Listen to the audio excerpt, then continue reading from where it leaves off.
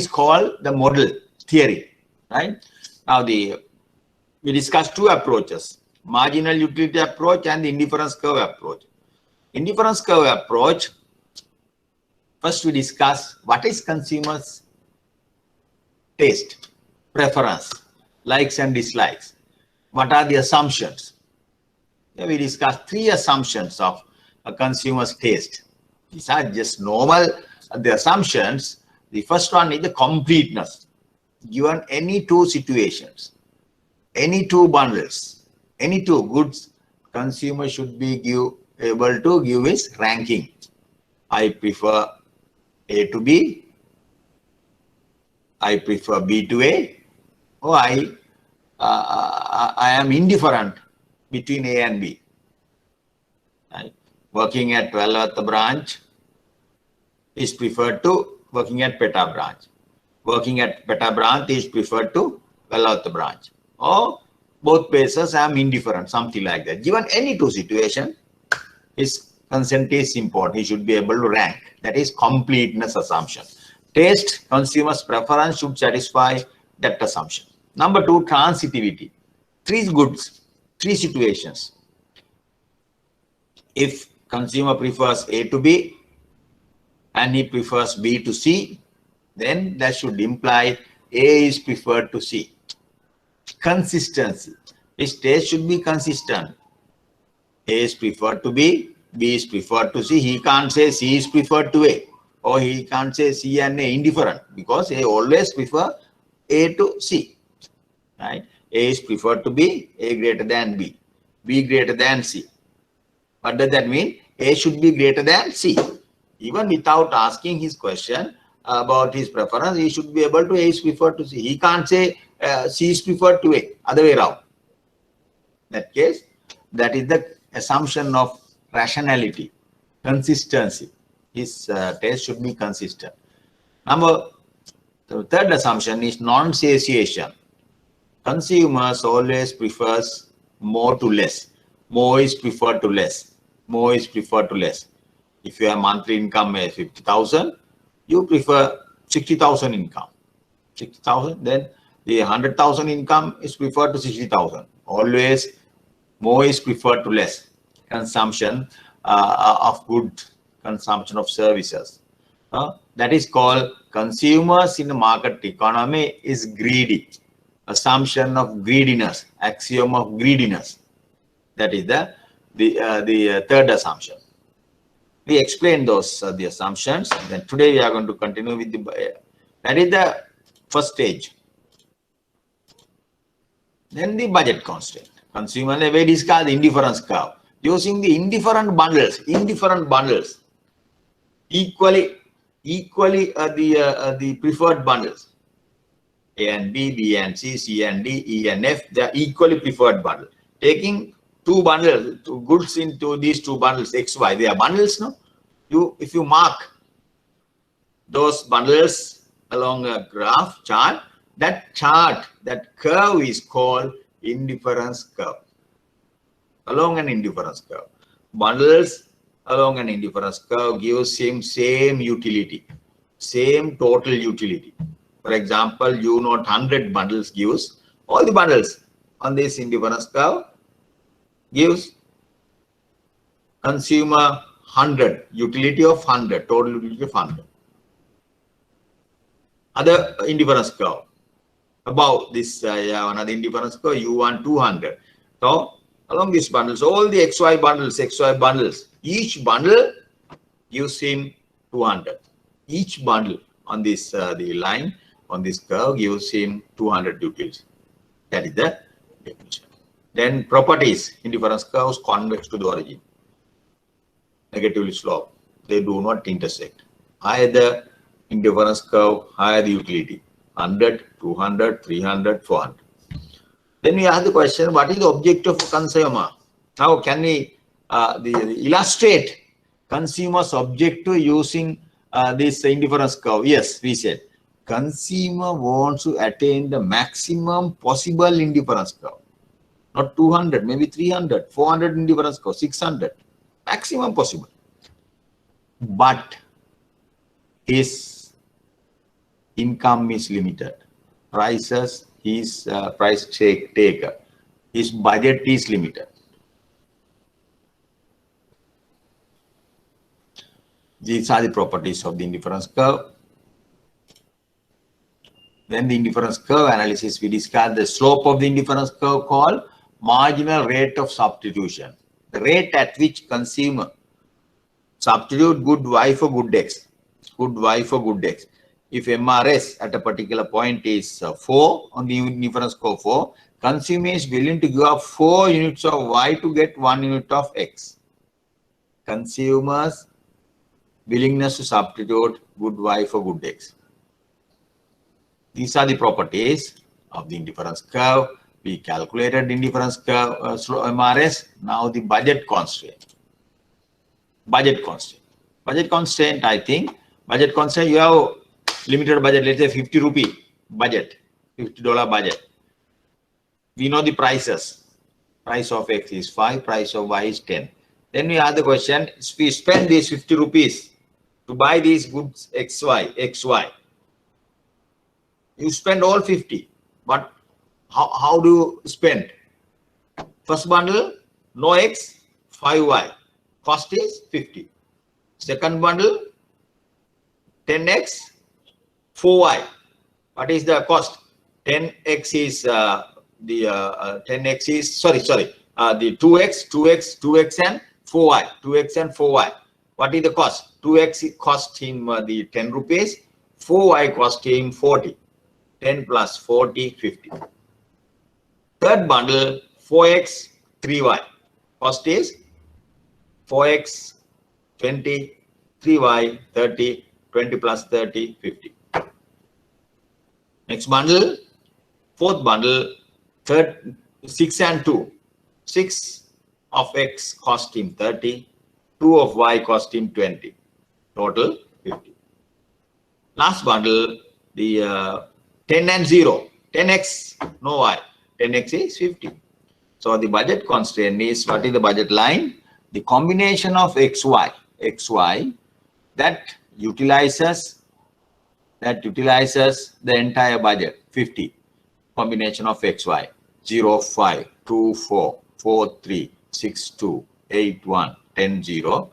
Each bundle cost him 50 rupees. You spend all your money. You are not a saver. You are not a borrower. You are a contented person. Right? Neither borrower, no saver. You spent entire budget. This is a bit unrealistic situation. In the actual situation, we don't spend all our budget. No, either you save something, or you sometimes some months you borrow something to settle the balancing budget. Some other months you can say it is you balance the budget. Okay. Budget constraint is the constraint that consumer faces as a result of limited income. Budget line. Budget line is a straight line. That is the equation of the straight line. If you are familiar with the mathematics, those who have done maths, that you easily could understand this the equation. PXX is expenditure on X, expenditure on X, spending on X, quantity X, price X. Price X into X is spending on X. PYY, spending on Y, price into quantity Y. Total spending should be equal to total income. You spent all your income only to buy these two goods, right? If income higher than the spending, you save. If spending higher than income, you borrow. But in this case, balanced budget. Budget is balanced. Now we go to this is the indifference curve and budget constraint. Slope is Px over Py. Slope is Px over Py. Px over Py. Slope of the budget line. Slope of the budget line, Px over Py. Y equals Mx plus C. Using that, you can calculate, you can show that it is a price ratio is the slope of the budget line. Indifference curve slope of the, what is slope of the indifference curve? That is the MRS, marginal rate of substitution. What is MRS? Consumers' willingness to substitute good X for good Y. Good X for good Y. Good Y for good X. Or good X for good Y. That is MRS. Slope of the budget constant, PX or PY. Economics of this slope of the budget line can be explained at what rate market forces, market prices allow consumer to substitute X for Y. At what rate? PX or PY. Market forces allow him to substitute. Market prices given.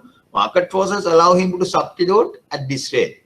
If PX is 10, PY is 5, slope is 2. Market forces allow him to substitute at the rate of 2. At the rate of 2. This is the price taken. But consumers willingness to substitute, MRS. So consumer maximizes utility is the intuition of this utility maximizing condition. Consumers willingness to substitute good X for good Y is equal to what the rate at which market forces allow him to substitute. When these two equals, you are happy. Your requirement, your MRS is equal to market forces MRS. Market forces allow him to substitute. When these equals, when they are equals, you maximize your requirement consistent. That means indifference curve and the budget line tangent. Tangency point is what? Slope of the budget line equals slope of the indifference curve.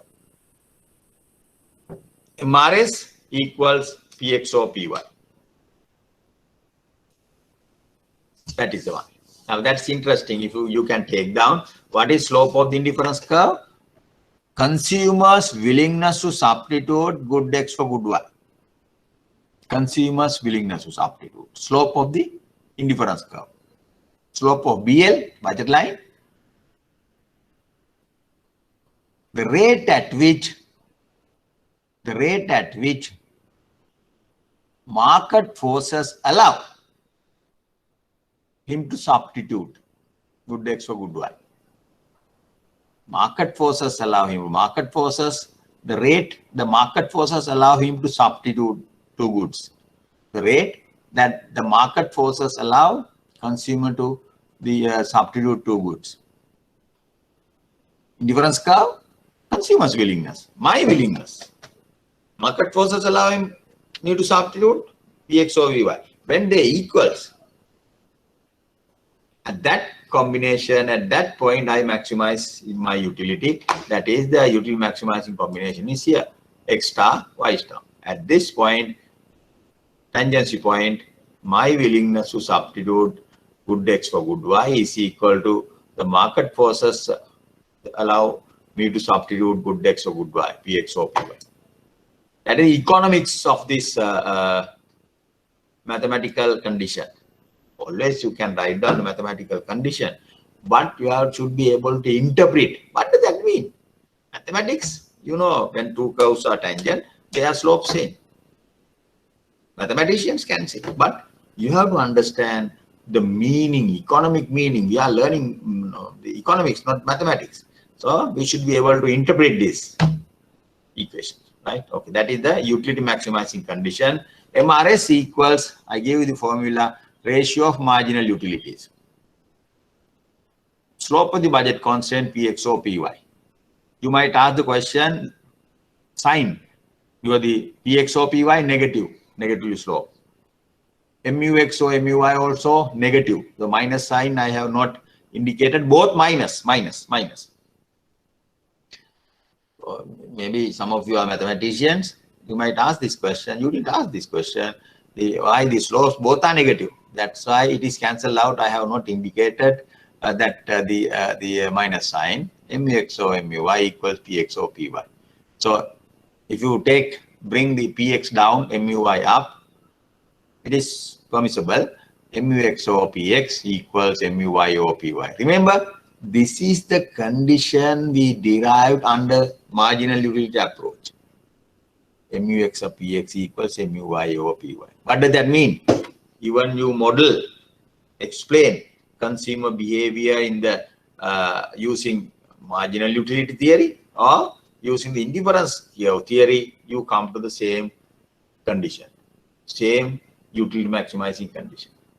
Correct?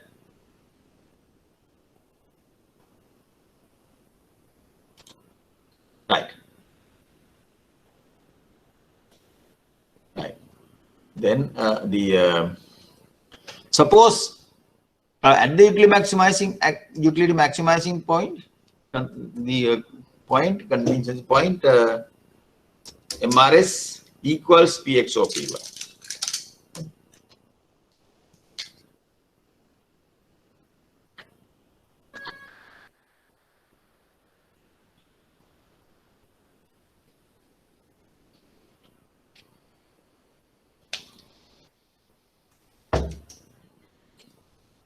Suppose the slopes of IC, slope of IC greater than slope of BL. What does that mean? I am willing to substitute at the rate of 4. Market forces allow me to substitute at the rate of 3. Slopes, my willingness higher than the market rate of market forces allow me to substitute. Then what will happen? What is the condition? Let's see what will happen.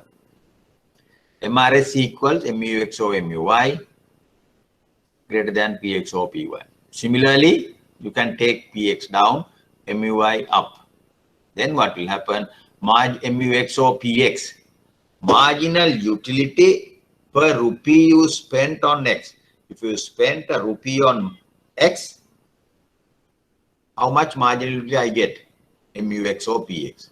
If you spend the same rupee on Y, how much marginal utility I can get? Extra utility I can get.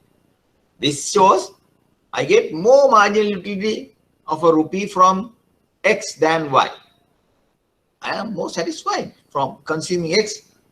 If you spend 1 rupee on X than Y, then what is my behavior? I will increase the consumption of X because I am getting more utility, marginal utility, extra utility, X, then Y.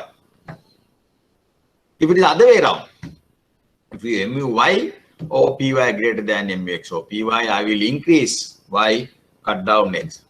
Now, in this case, MUX or PX greater than MUY or PY, therefore I increase X, cut down Y. Now, how it comes to the equilibrium? When I increase X, marginal utility of X decreases. So gradually, this left-hand side ratio starts falling when I increase X, law of diminishing marginal utility. If I cut down Y, because of the marginal utility, my marginal utility Y increases. So right-hand side ratio start increasing. Left-hand side ratio falls, this increases. Then at the end again I come to this equilibrium point, utility maximizing point. That's interesting. Even you are not maximizing, it's not equal, you can have an inequality. Then again, when you increase X, cut down Y, when you increase X, marginal utility decreases, this ratio decreases. When you cut down Y, marginal utility increases, this ratio increases, then come to the equilibrium point in the end. Right. That is the deviation, possible deviation from the equilibrium point, equality point.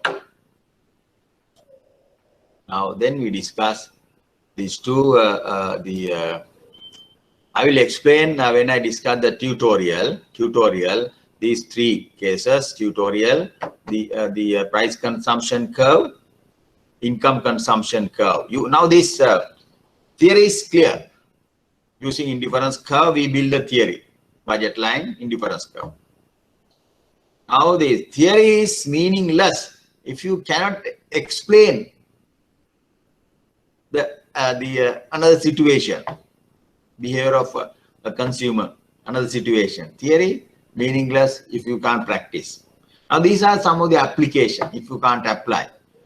Now this theory can be applied to derive these curves: price consumption curve, income consumption curve, deriving the demand curve for a good. Then again, disaggregation of total effect into its components, income and substitution effect. So the last question we are going to answer, what is better, cash income or income in kind? Let's discuss the last question, what is better? Now, using this theory, it can be illustrated, shown that suppose a consumer is given 5,000 rupees or 1,000 rupees, extra 1,000 rupees. So his cash income of 1,000 rupees. Or you can ask him, no, we are not going to give you the money, but you can consume 10 kilograms, 10 units of that good, 10 units of that particular good, right? Let's assume a cap wearing during a cricket match. Let's say now this time today, this goal, I have the cricket match. No, third day or the second day now they are good. Around 200 tests. One player had played 100 over century. Yeah, that's good. This time is quite okay for 4 wickets. Then a cap. Let's assume it's 100 rupees per cap. Now I can give you consumer. Now this consumer 1,000 rupees. Or let's say cap is the 100 rupees. Then you can buy 10. So I can say, okay, I will give you 10 caps. I will give you 10 caps, or I will give you 1,000 rupees. What is better, cash income or income in kind? Kind income. For example, Ports Authority, sometimes hospitals, they give Ports Authority, they give a lunch, the cooked lunch to their workers. It's a good lunch, right? Workers, lunch packet. Or let's say this lunch packet cost around 1,000 rupees, 500 rupees. Giving 500 rupees instead of giving this lunch pack, give 500 rupees and the lunch pack. What is better? Income in cash or income in kinds, equivalent income. 10 caps or 1,000 rupees. Lunch pack or 500 rupees. What is better? Cash income or income in kind? Now, when you answer this question, we can use our model, indifference curve model, to illustrate the, what do you think? Tell me what is better. What do you prefer? Cash income or income in kind? Tell me, answer. Cash income or income in kind? What do you think? Cash income or income in kind? One of you, can you answer? Can one of you answer? Yes? What is better? What is better? Tell me. Think about your father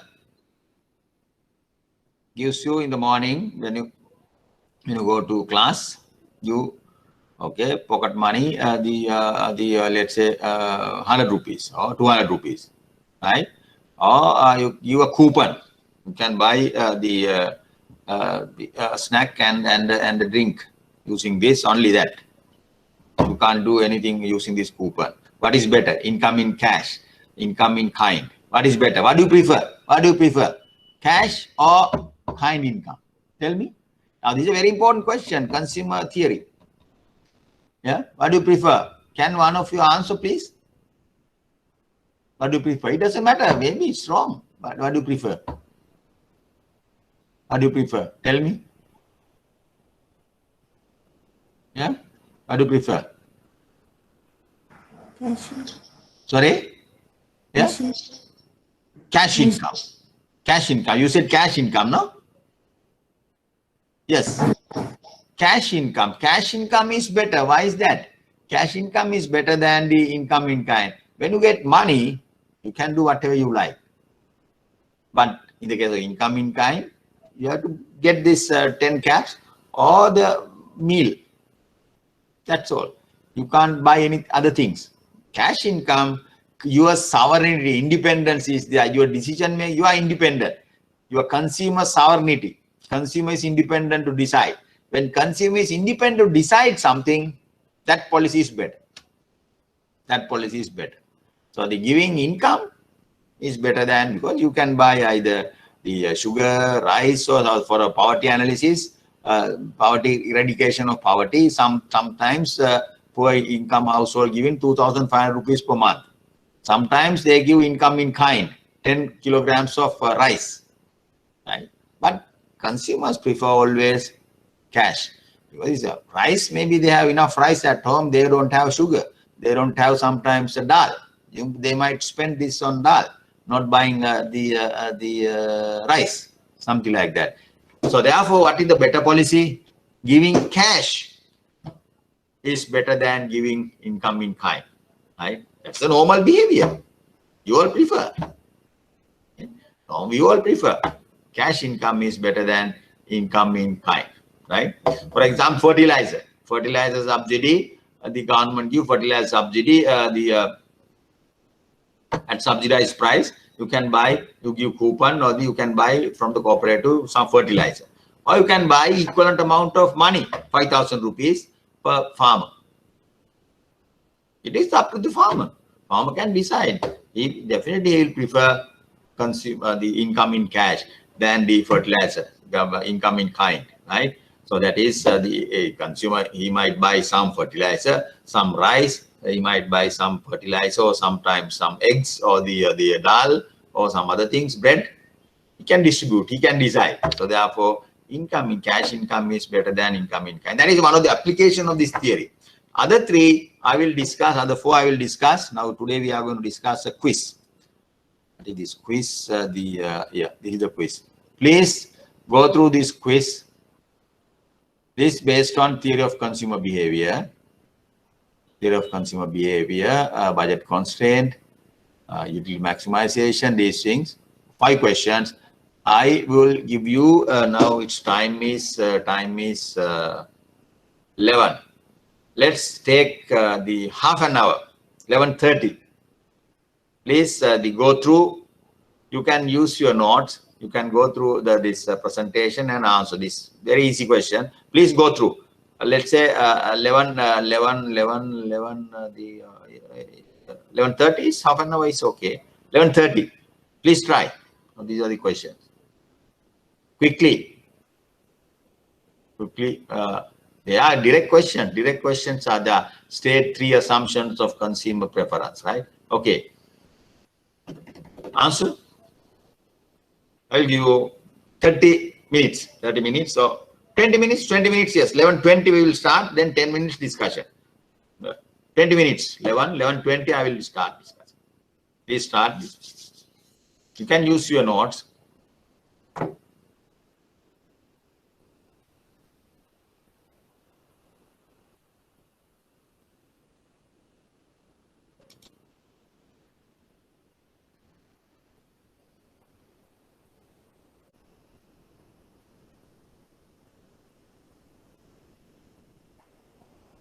Anyway, we'll discuss the 5 minutes more. Question number 1, state the 3 assumptions of consumer preference directly from past paper, right? State completeness, transitivity, and more is preferred to less. Completeness, assumption of completeness, assumption of transitivity, and assumption of more is preferred to less. Non-satiation. You can explain the assumptions. State the law of diminishing marginal utility. A universal law, we said. This is not only true for Sri Lanka or US, everywhere in the world, this law applicable. In economics, this is the most fundamental law in economics. Very fundamental law in economics. What does that mean? When a consumer increase the consumption of a good or service, the marginal utility, extra utility of the last unit eventually diminishes. Eventually, it might increase initially, but eventually diminishes. Law of diminishing marginal utility. Third one. Sarath said, to consumers, I just can't decide whether I would take a vacation in Spain or attend to 2015 batch party. Okay, only Sarath, only one consumer. I can't decide. I can't say whether I would take a vacation in Spain or attend 2015 batch party to be held at Galagari. I can't decide. I can't say which of these assumptions, which of the three assumptions of consumer preference is violated by the statement. Explain. Completeness, transitivity, the more is preferred to less. These are three assumptions. Can you answer? Which assumption is violated by the statement? I can't decide. Going to take a vacation in Spain or attend a batch party. Which assumption is violated? Tell me. One of you, please. Completeness, transitivity, more is preferred to less. Which assumption is violated by this Sarath statement when Sarath says so? Which assumption? Yes? Hello? Tell me. Which assumption? Doesn't matter. Which assumption? Sorry? Assumption of completeness. Completeness. Very good. Completeness. He can't decide. He can't say. No. But completeness assumption, what is completeness? Given any true situation, you should be able to give a preference. Now the Sarath, this guy says, I can't decide. That means the assumption of completeness is violated. That is first assumption. Next one. Pranita said that she prefers treasury bill to fixed deposit. TB is greater than FD. Then FD is greater than company share. You have some money, either you can buy treasury bills or start FD or buy some shares. That is, then Pranita says he prefers treasury bill to FD. TB greater than FD, write down that. FD greater than CS, company share. Then, but she is indifferent between treasury bill and a company share. TB greater than FD, FD greater than company shares. But between treasury bills and the company shares, he said he is indifferent. She is indifferent. Is this behavior consistent, correct, with the assumption of consumer behavior? If not, why? Explain. What is the answer? When he asked treasury bills and the FD, she says treasury bill is better than FD. Between FD and the company shares, he says FD is better than company shares. But between treasury bill and company shares, he says he is indifferent. Is that correct behavior? Tell me, is that correct behavior? Right or wrong? Is that correct behavior? Hello? Which should be better? Yeah? It is not correct. Why is that? He says treasury bill better than FD. FD better than company share. According to he is consistent. She is consistent. Treasury bill should be greater than company shares. But Pranita said she is indifferent. That is wrong.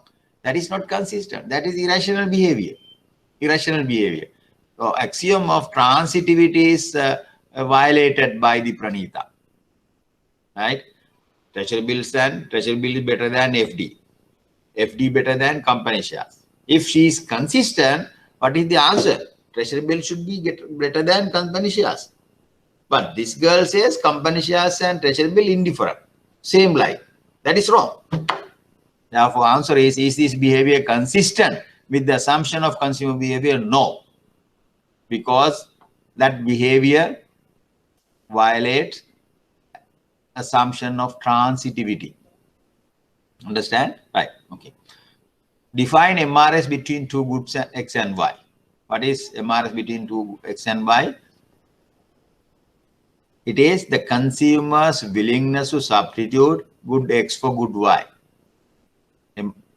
Consumer's willingness to substitute good X for good Y. Definition is marginal utility of X divided by marginal utility of Y, MUX over MUY, or dy over dx, dy by dx, or MUX over MUY. Definition. Economic meaning, consumers' willingness to substitute good X for good Y. MRS between oranges and apple is 2 for Suresh, and that for Nirmala is 3. Explain the difference in 2 MRS. What does that mean? Suresh willing to give up 2 oranges to get 1 apple. Nirmala willing to give up 3 oranges to get 1 apple. That is the definition. You apply the economic definition of MRS. Willingness to substitute the apple for oranges. Willingness to substitute apple for oranges. So the Nirmala's willingness to substitute apple for oranges, high. Right. Along an indifference curve, what is fixed? Along an indifference curve, what is fixed? Tell me that, you can answer. Tell me the answer. Indifference curve, 100, 200. What is fixed? Along an indifference curve, what is fixed? Please answer me. What is fixed? What is constant? What is constant? Yes? What is constant?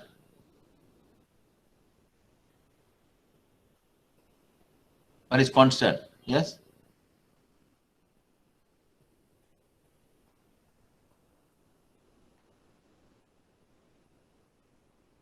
What is constant? Yes?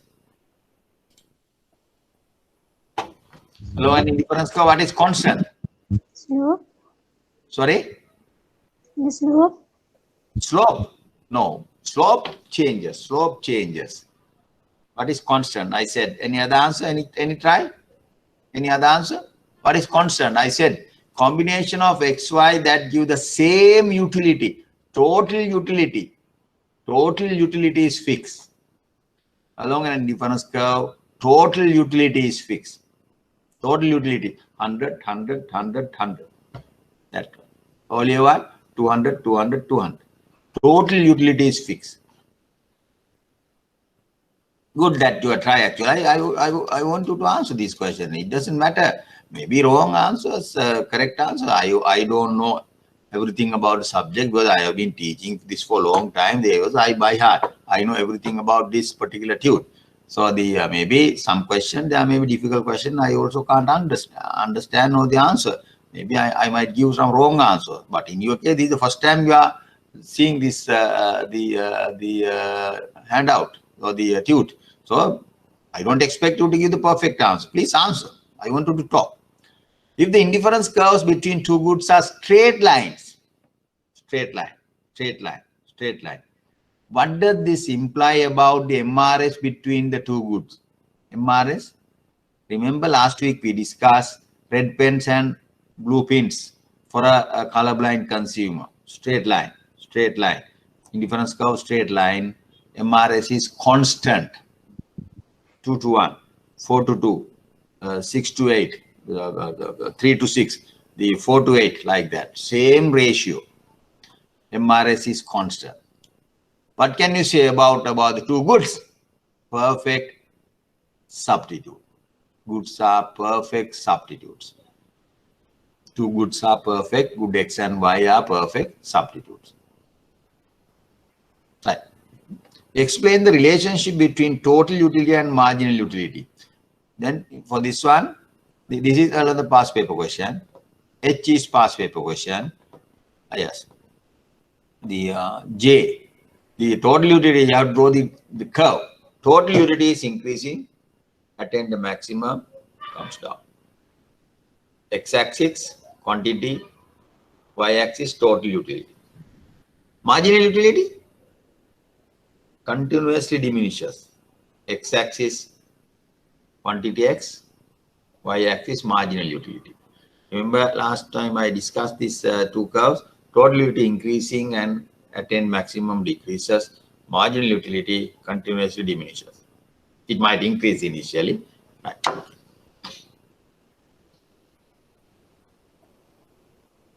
What do you understand?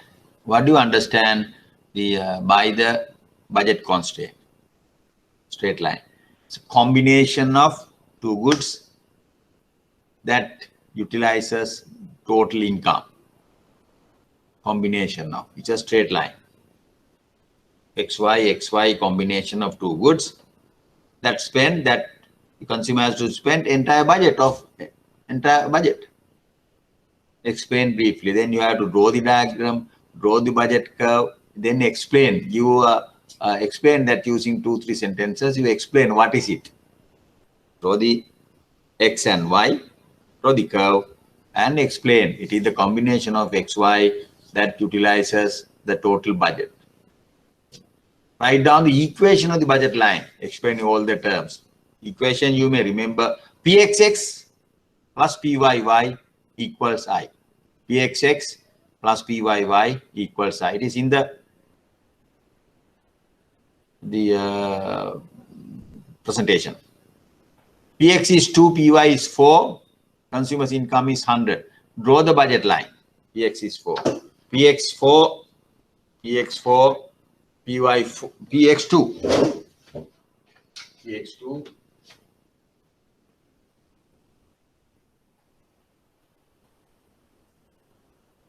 Income is 100. 100, right? Right. Right. Then I go to the board.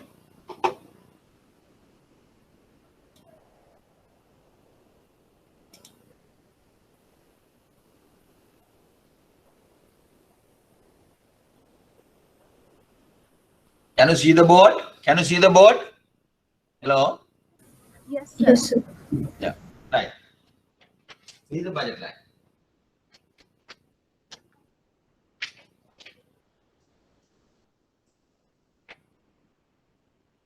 Good X, good Y. What is the equation of the budget line? Equation Pxx plus Pyy equals I. 2x plus 4y 100. That is the equation of the budget line. You want to draw this budget line. How? It's like this. If you want to, if you know 2 points, you can draw. What are these 2 points? Y0. When this point Y0, what is X? At this point, X0, what is Y? If you can calculate these two, you can draw. Y0. Y0, what will happen? 2x equals 100. When Y0 this is 0, no? Therefore X equals 50. X50. X50. Y0, X50. X0. X0, this is 0. 4y equals 100. This is 0. No? Y equals 25. 100 over 4. Y equals 25. This is the budget line. Budget line, this is 25. 25. 25, this is 50. That is the budget line.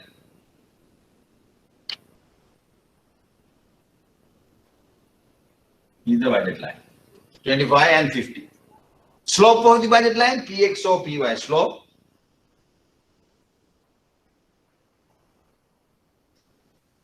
That is 2 divided by 4.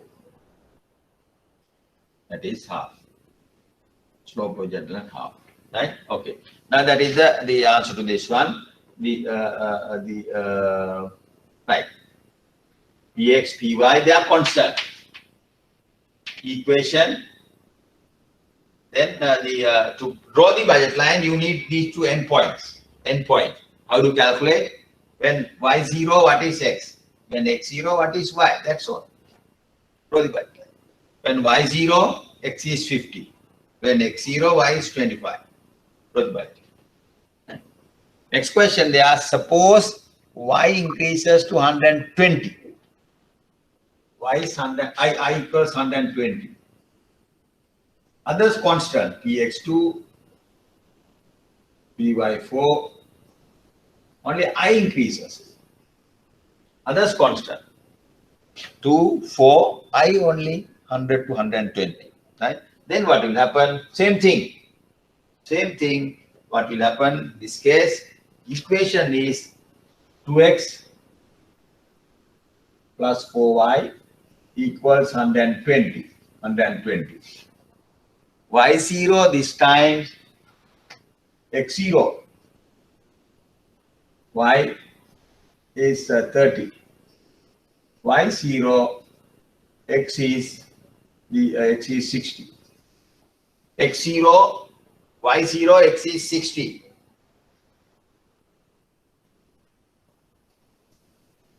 X0, Y30.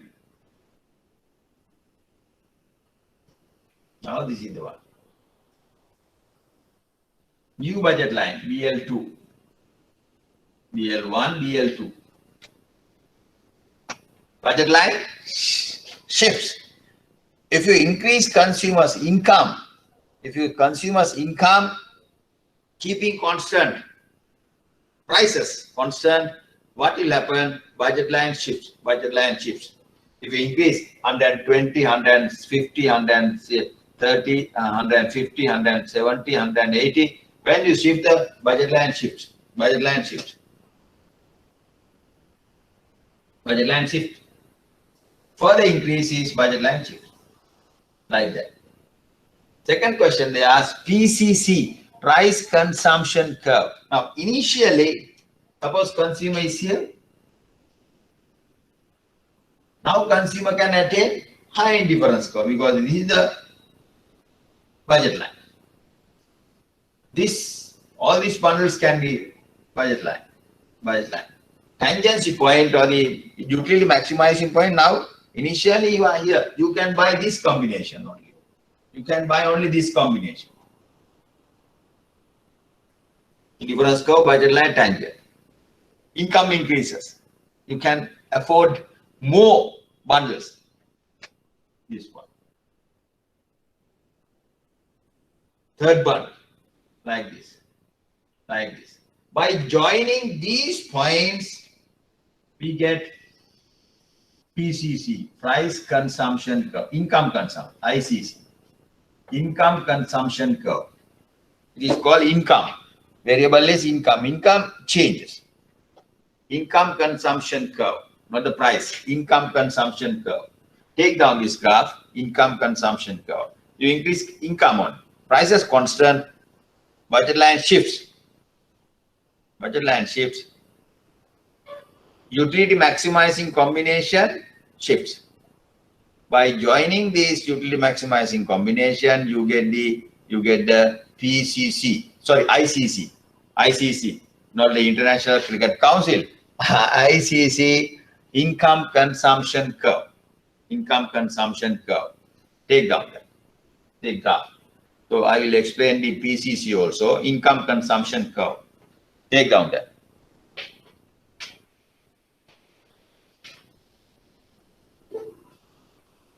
Any question, please ask me. In the question, you draw only these two curves. But if income increases, what the increase in income? Income increases 100, 120, 140, 160, 180, like that. Different points, different budget line. Income, this shifts. Income, budget line shifts. ICC, income consumption curve.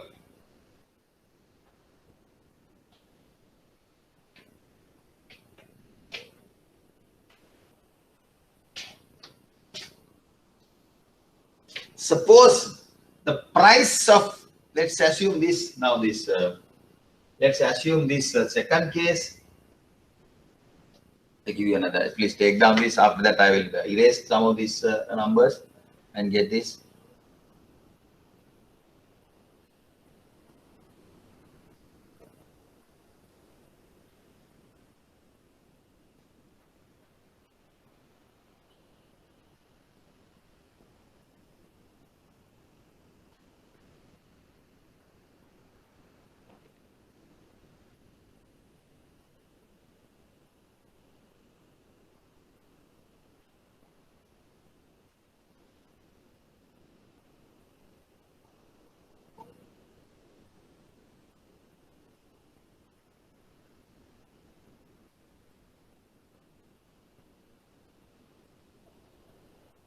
Right. Let's assume it is this. Not this one. I'll change now. This is okay. P2, PY4, I100. Equation is there. Now you draw this budget line, right?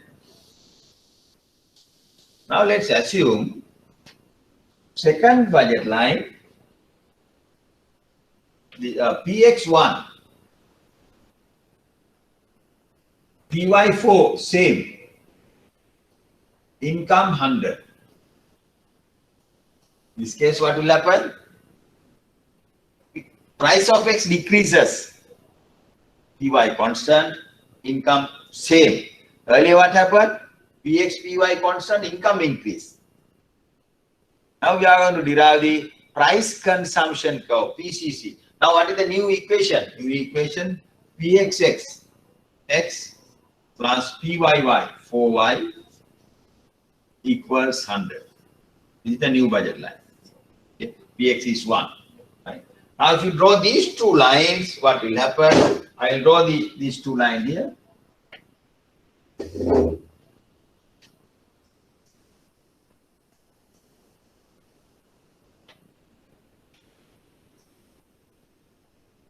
Initial budget line 25 and 50.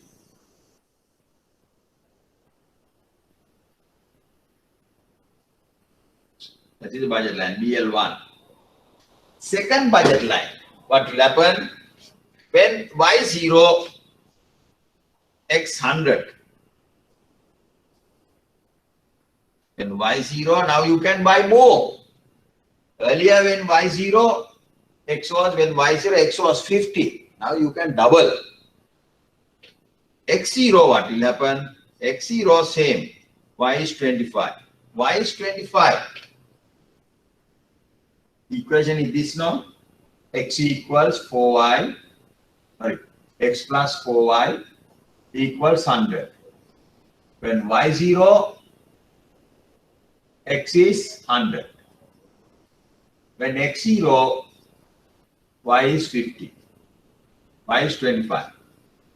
25. Then what will happen? 100. 100 is somewhere here. No, let's say 100 is here. 100 new budget line. Like that. 100 missing. 100 new budget line. Budget line rotates. Budget line rotates around this point. Around this point. Now what will happen? Consumers consumption bundle initially is here. Again, now you can afford more. Price is X is cheaper. You can attain high indifference curve. What is the variable? Only price change. Only price change. Then what will happen? By joining these points, you get PCC, price consumption curve. Price consumption curve. When the price of one good changes, budget line rotates around this point. Budget line rotates around this point. Around this point. Something like that. So consumer can attain higher and higher indifference curve now. Higher combination. By joining these new points, you get price consumption curve. Price consumption curve. Income consumption curve. Income increases, prices constant. Price constant, so price consumption curve. Income constant, price of good Y constant, price of good X decreases. Then price consumption curve. So this is the answer to this question. Hello, if you have any question, ask me. Hello, please ask me any question. Right, I will go to the. Sir, Sorry, yeah. can't see the board, sir. You can't see the board. Yes. I see. Yeah, you tell me. Now can you see the board? So only the second chart can't see. Second chart. Second chart. Okay, I will draw that. I'll draw it here. Now first chart. First chart, of course. Okay, I'll draw it here. Now I am going to erase this first chart.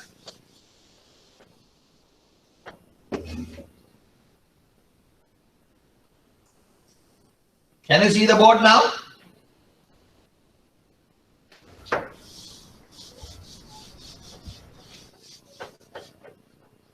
Can you see the board? Hello?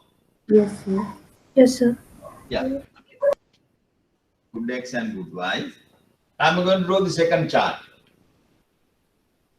25 and 50. Let's say 25 and 50.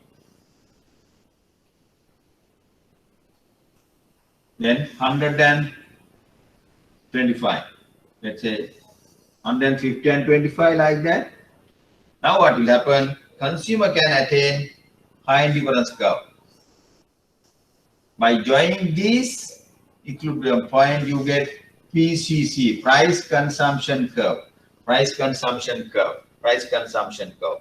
Now, what is the equation? Equation is here now. Equation is this one. These are the two equations.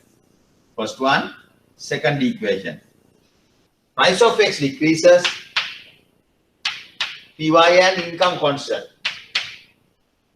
Now this is the price consumption curve. Take down that. Price consumption curve. Price consumption curve. Price consumption curve. Okay. Take down that. Okay. Okay. Take down that price consumption curve. PCC. If you know the equation mathematically, if you are familiar with the drawing the curve, you can easily draw that curve. Price consumption curve.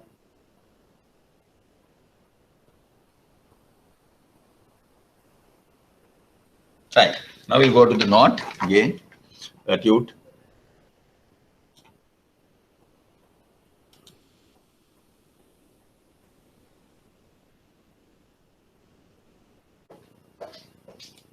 Then the next one here. Now the question number 2. Number 3.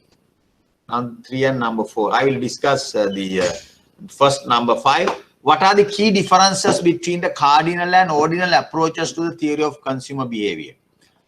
This is easy. Cardinal approach means cardinal approach assumes utility can be measured.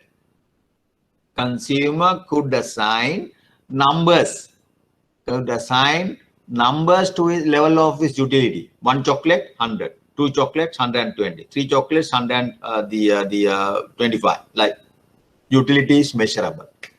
Ordinal approach assumes indifference curve approach. In other words, ordinal approach assumes consumer cannot assign numbers, but he can rank different bundles, different situations. A is preferred to B. B is preferred to A and B indifferent. Like that, he can rank different bundles. Utility cannot be measured, but he can order. He can rank different bundles according to his preference only. No utility. Then both theories, as you try to build up the model about the consumer. How does a consumer in a free enterprise economic system behave? Take decisions about the consumption. So what are the constraints? What is his objective? Objective is to get the maximum satisfaction. Constraint is the budget constraint. So consumer's problem is to maximize get the maximum utility subject to your budget. Actually, that is very interesting. This is when you say in theory, we using different the technical terms, we say this is what we are going to do. This is what we do when you go to the shop, drapery shops or some shops to buy a pair of shoes, to buy a sari, right? To buy a blouse, right? How do you do? You get the maximum, select the choose the good subject to your budget. Select the choose that satisfy your consumption, the taste subject to your budget. That is the utility you maximize the utility subject to our budget, subject to our pocket. That is a very normal thing in the theory of the consumer behavior also. That is the consumer's issue, consumer's problem. We all face that problem. How do we select things? How do we attain the maximum utility, derive the maximum utility subject to our budget? That's all. Okay, ordinal, cardinal. Then we'll come to this fourth question. Right. Indicate whether the following statements are true, false, giving explanation. Tell me first one. Consumer in a market economy is a price setter. True or false? True or false? Hello? False. False. Good. Very good. True or false? Consumer in a market economy is a price taker. He cannot set the price. He cannot fix the price. You are a price taker. We all are price takers, whether you are in a competitive market or the monopoly market, monopolistic market, oligopoly market. Poor consumers are price takers. When TU is falling, MU is positive. TU is falling, MU is positive. That is important. I will go to the board. TU is false. Sorry, true or false? False. False, yes. When TU is falling, MU is negative. TU is falling part. MU, negative. Statement is false. Two indifference curves can intersect. False.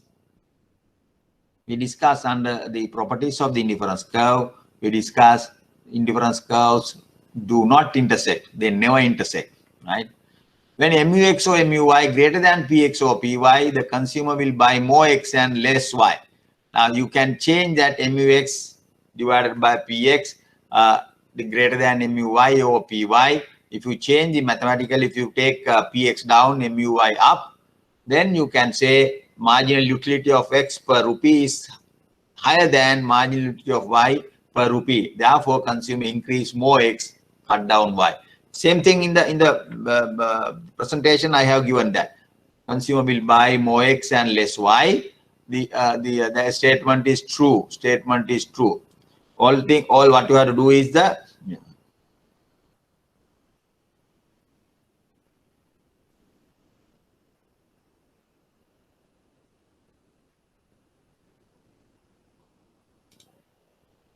is what no MUX or PX.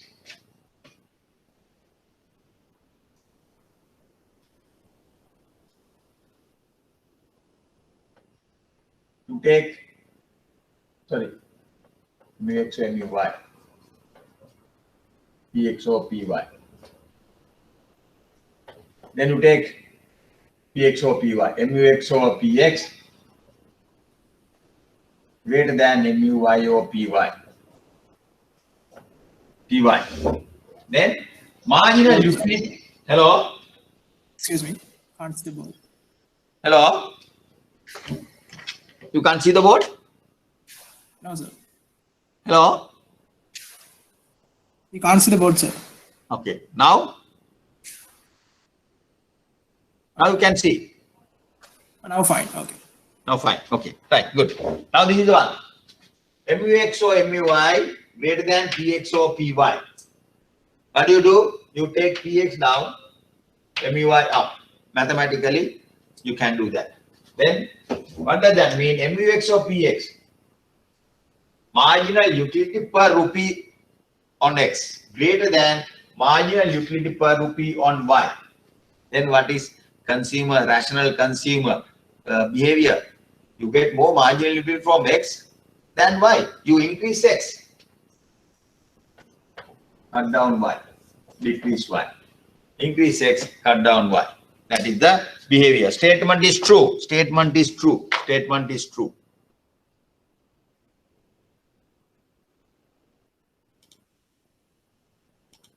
Right. Now the next question. Third one. An individual MUX equal 40 minus 5X, MUY equal 20 minus 3Y. If I equals 20, PX 5, PY 1, find the utility maximizing purchasing combination of X and Y. So that utility maximizing conditions are satisfied by that purchasing combination. Right? Utility MUX given, MUY given, income given, price given. Now we can do two things. I'll take down these numbers now.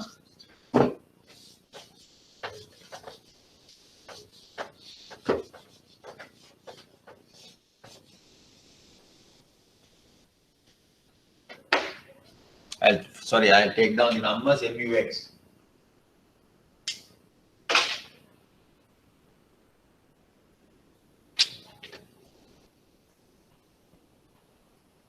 Uh, 40 minus 5X.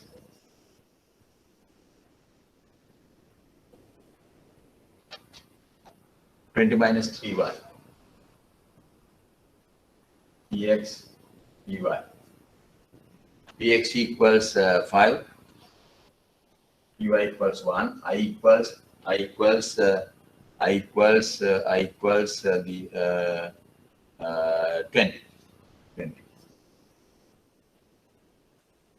Right. Okay. 40 minus 5x MUy, 20 minus 3y, income Px Py. Now to answer this question, first you have to write down the equation of the budget line. Pxx Pyy equals I. Okay, you have to discuss the tangency point x and y, utility maximizing combination. Then you have to write down the utility maximizing condition MUx or MUy equals Px or Py.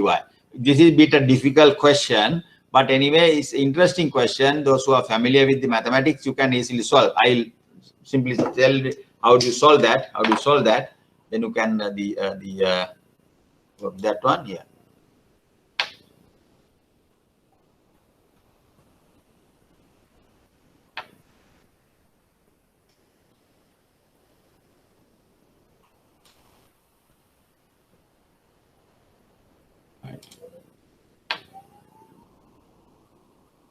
Right.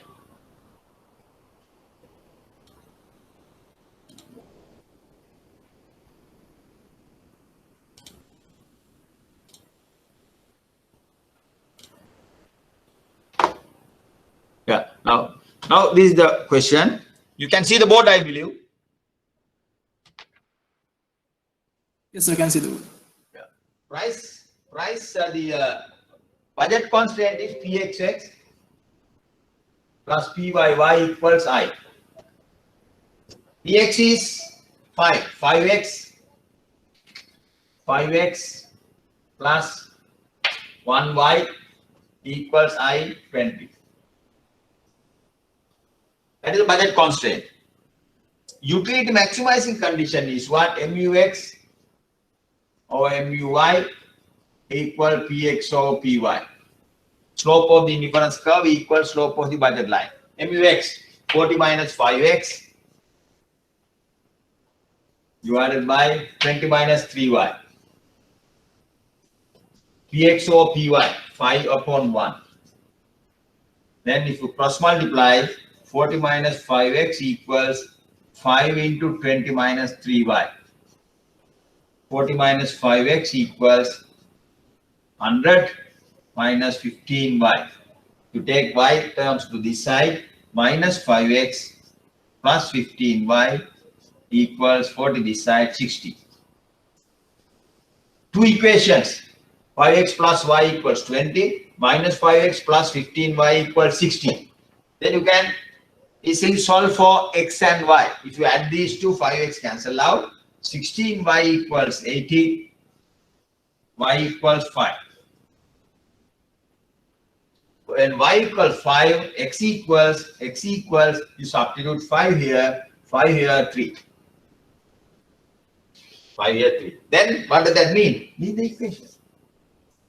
Budget constraint, indifference curve, then that is the x and y.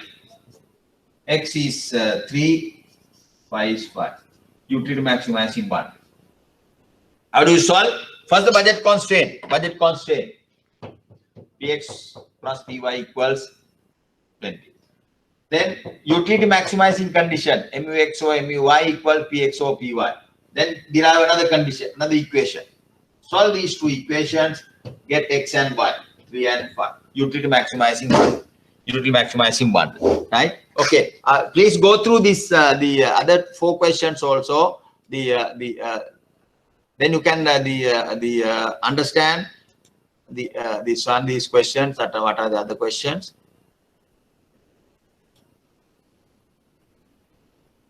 Right. Other questions. Show that utility maximizing condition. What happens if I equals 40? Same. Again, you can do the same thing. Get the x and y. The utility maximizing new bundle. 2 equation, budget constraint, utility maximizing bundle. Then you can answer the question. Please do that. So this quiz, please do this again with the help of your presentation. I think we finished the theory of consumer behavior. We have the both approaches we discussed. Get the presentation and get the quiz and write the answer. So as I said, please keep 2 separate files if you want to get this printout. I think a file, presentation, PowerPoint presentation, and answer to the quiz. PowerPoint presentation, answer to the quiz. Then during the examination time, you have everything is there. Presentation and the quizzes. Presentation and the quizzes, answer to this one. I want you to answer this question, right? Okay. Questions are past paper. This question number 3 is a bit difficult, but those who are familiar with the mathematical calculation, this is nothing, right? Okay, it's not that I don't think in the examination they might ask this level of questions, but anyway, it's easy question. Okay, now we will go to the next lesson, theory of firm. Theory of firm. So up to now we have discussed the okay, last lesson we discussed theory of consumer behavior. But the consumers represent the demand side of the market. Demand side of the market. Then we build a theory. We try to explain how does a consumer behave, what is the objective, what are the constraints, then what at the utility maximizing point, what condition to be satisfied. Like that, you develop a theory. What is price consumption curve? What is income consumption curve? Whether cash income or income in kind is better, which is better? Cash income or income in kind. Right. Now we move to the supply side of the market. Supply side of the market. Who represent the supply side? Firms. Firms represent the supply side. Producers represent the supply side. Now this lesson we are going to discuss the theory of firm. Will the theory describe the model about the firm? Like theory of consumer behavior, we discussed what is the objective of a firm. So what are the constraints?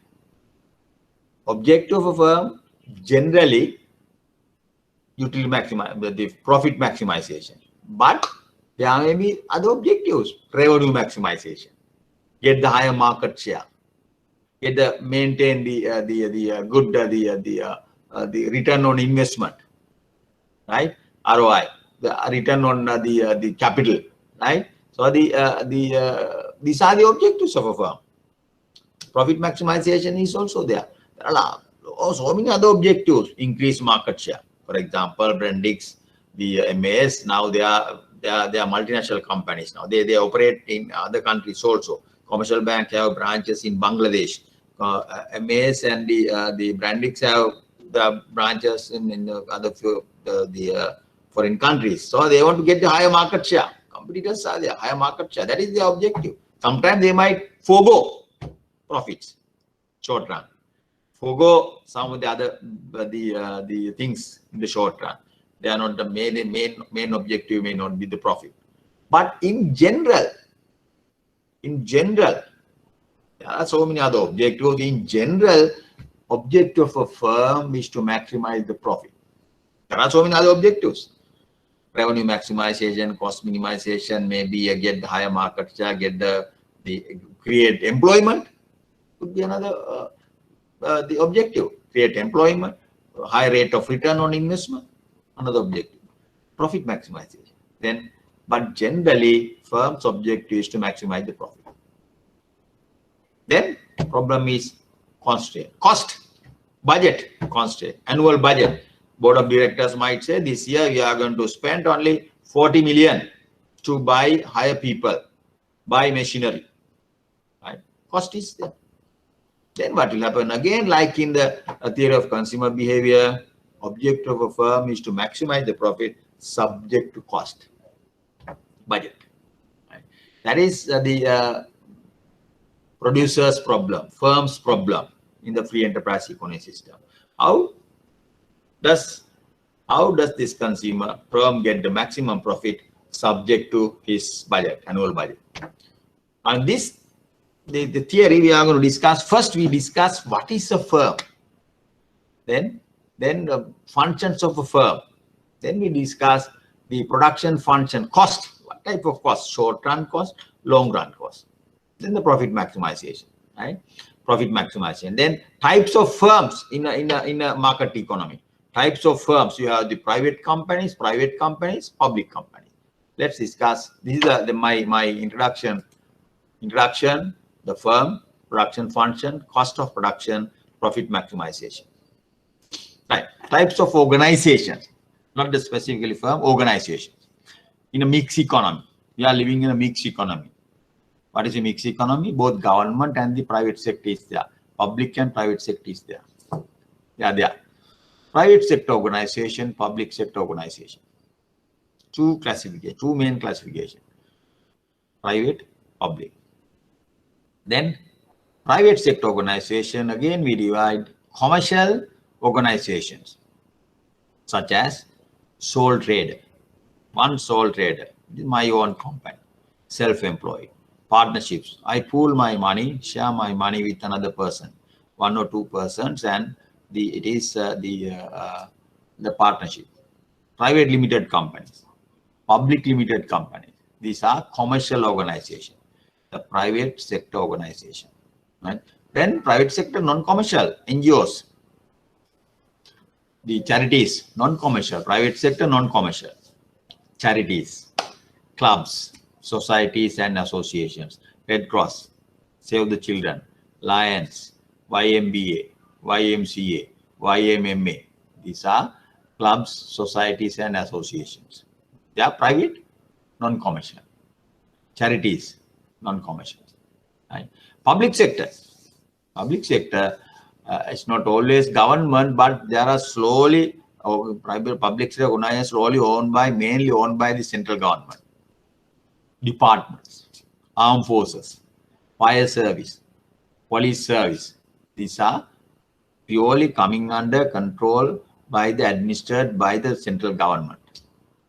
But there are public, semi-government, public corporation, CPC, CB, Ports Authority. These are public corporation. They are called public corporations. Right? So what are the main classification? Private sector, public sector. Private sector, we divide commercial, non-commercial. Public sector, central government, public corporation. Then not all firms. Not all organizations are firms. Therefore, we have to ask the question: what is a firm? What is a firm? One definition is that firm is any organization that buys and sells goods and services.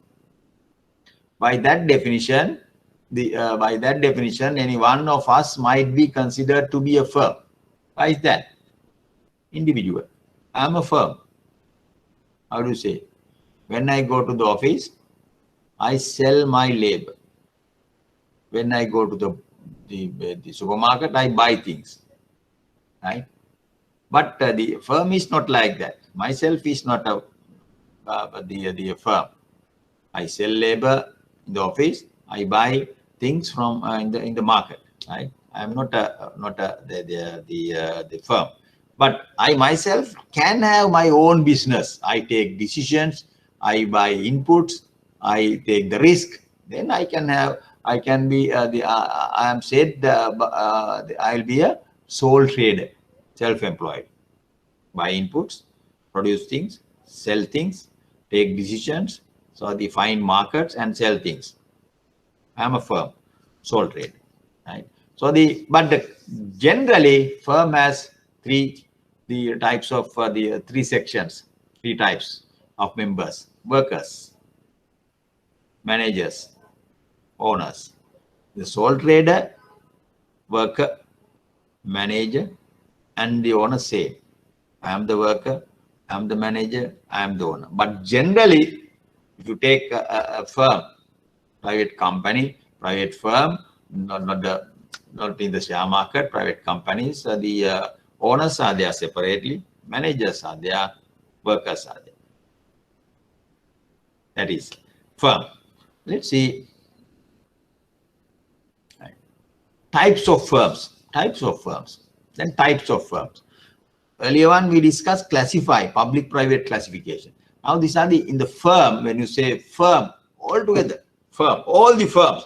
It could be a private sector, public commercial, private non-commercial, central undercoming central government or the public corporation. Again, we pool them and divide.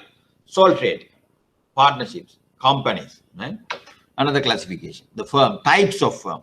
Sole trader, business owned by a single individual who is fully entitled to the income of the business and fully responsible for any losses the business suffers. I am responsible for income or the business losses. If something goes wrong, I have to bear the loss, right? So if I got a loan from the person and I have to settle the loan, this is my responsibility. This is the loan. Right? Partnerships, business jointly owned by 2 or more people and jointly responsible for any losses. You pool your money and run the business. That's all, right? Then nevertheless, partnerships still have unlimited liability. In the case of bankrupts, so some liquidation, the partnership, your personal assets should be sold and settled all debt. That is the risk. Unlimited liability, right? The partnerships jointly owned by 2 or more people and jointly responsible for any losses, right? Partnerships can be formed. It's legal, you can have that thing, right? When you go to the Oman, right? Oman, you can start. Oman is starting a business in Oman is very easy, very quick, right? But there's a condition. You have to give 51% of shares to one of the Omanis, one of the citizens there. You can have only 49. This kind of share, the distribution is there, right? But then setting up a firm is very easy. The partnerships, but in Sri Lankan case, setting up a firm is a bit difficult. Takes time. You have to fill lots of firms. The doing business, the indicator, we are far away, around 60s, 70s. I'm not quite sure now where are we. There are best countries, Singapore, Sweden. So doing business is very easy there. Taking decision, you need to know. In this case, in Sri Lankan case, business registration, hiring people, taking EPF, you have separate registration. It's a very tedious job, right?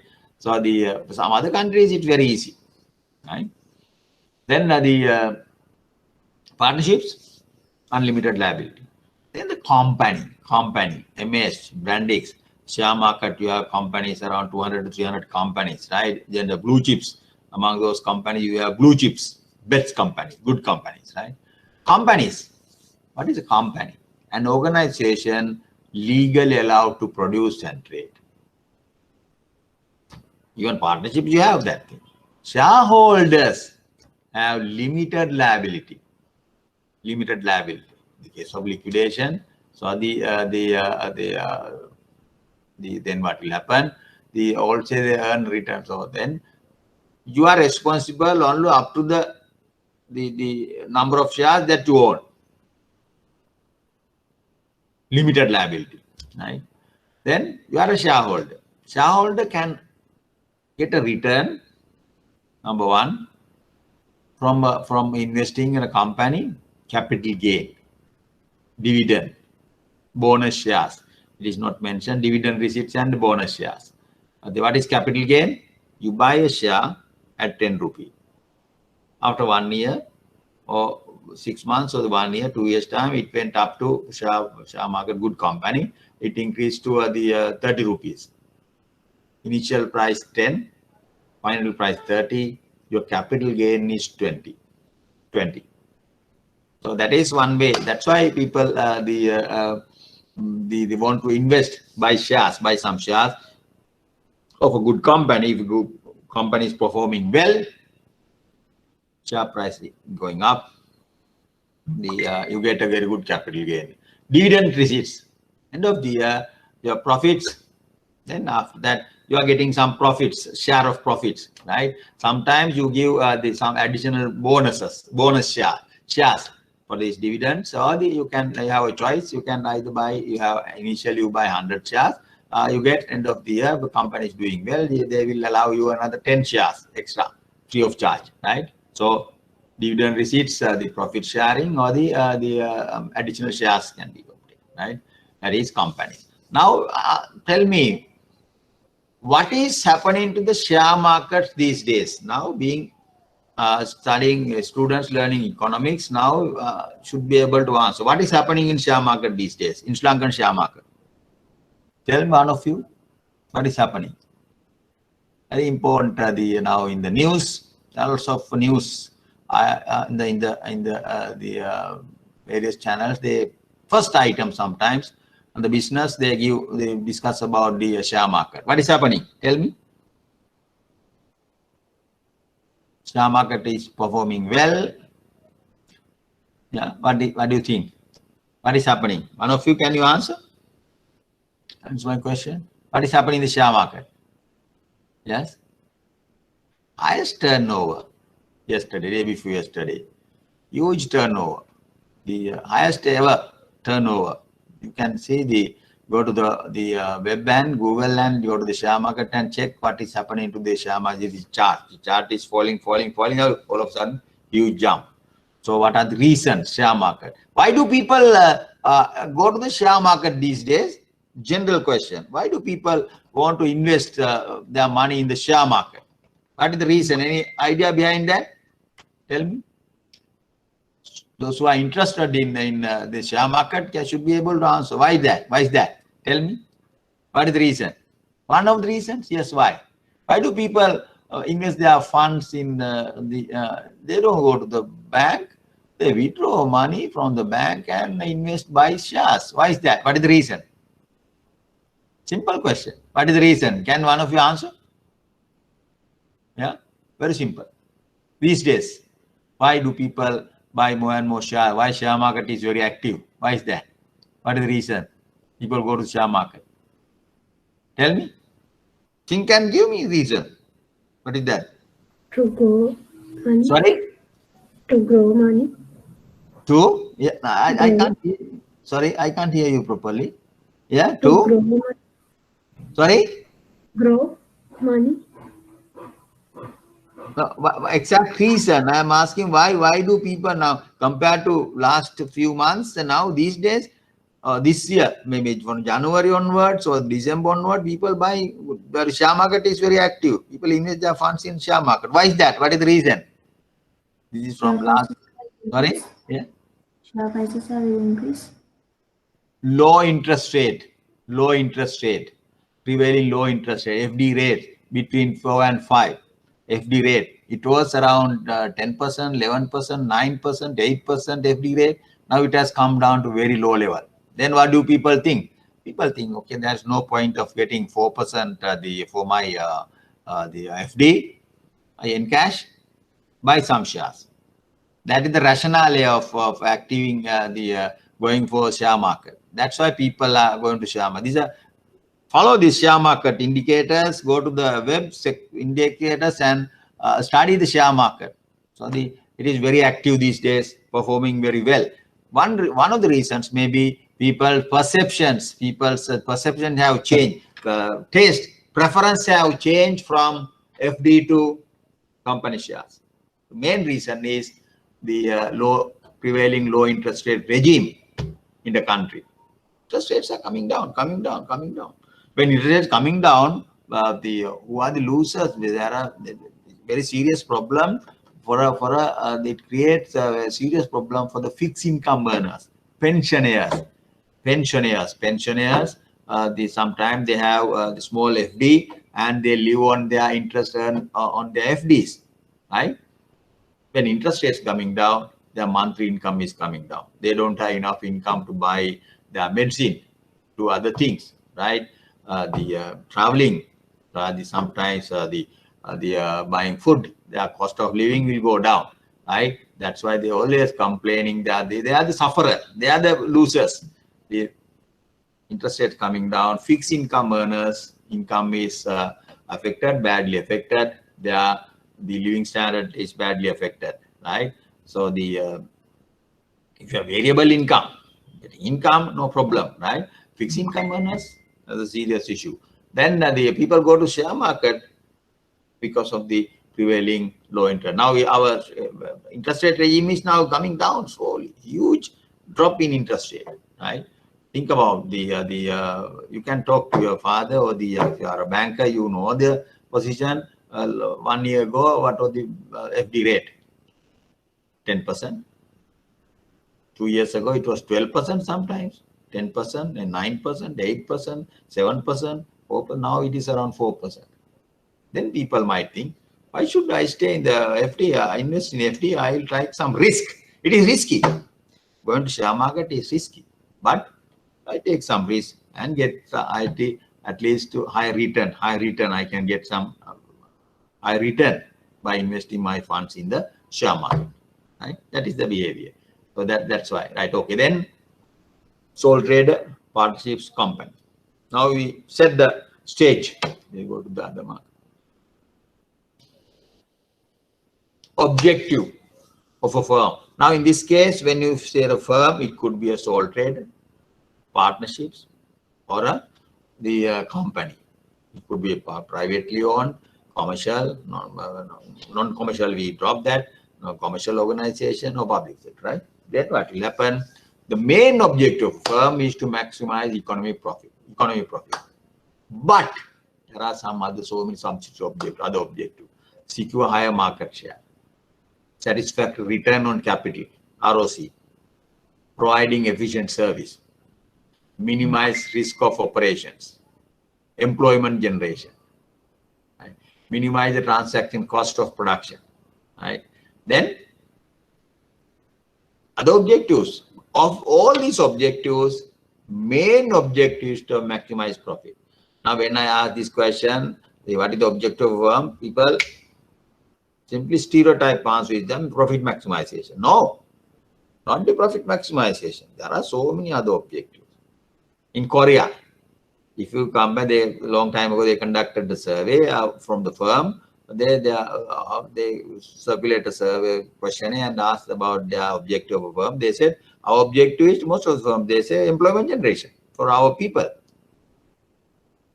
See, not the profit, employment generation, right? But the sometime higher market share, then minimize risk of operation. They are the objective, key objective.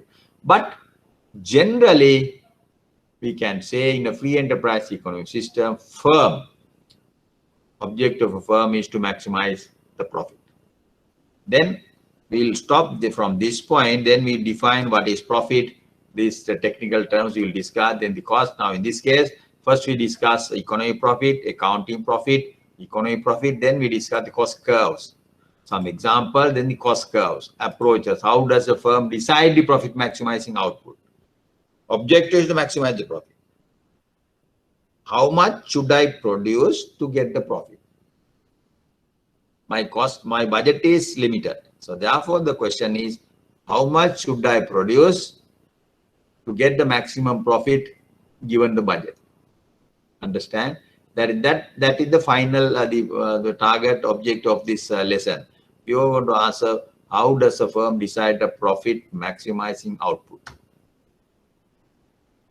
Short run, how does a firm decide the profit maximizing output in the short run and in the long run? Please go through the note again. Next week, we are going to continue this lesson, and I'll be able to finish this lesson. Yes, how many slides? Yes, I can finish, no problem. So if not, I will continue another day and have another quiz for this under theory of firm. Please go through all the quizzes, all the lessons, and start reading and revising your lessons. If you don't have any, if you have any question, please next class you can ask me question about the theory of consumer behavior or the early lesson. You can ask me question. Okay.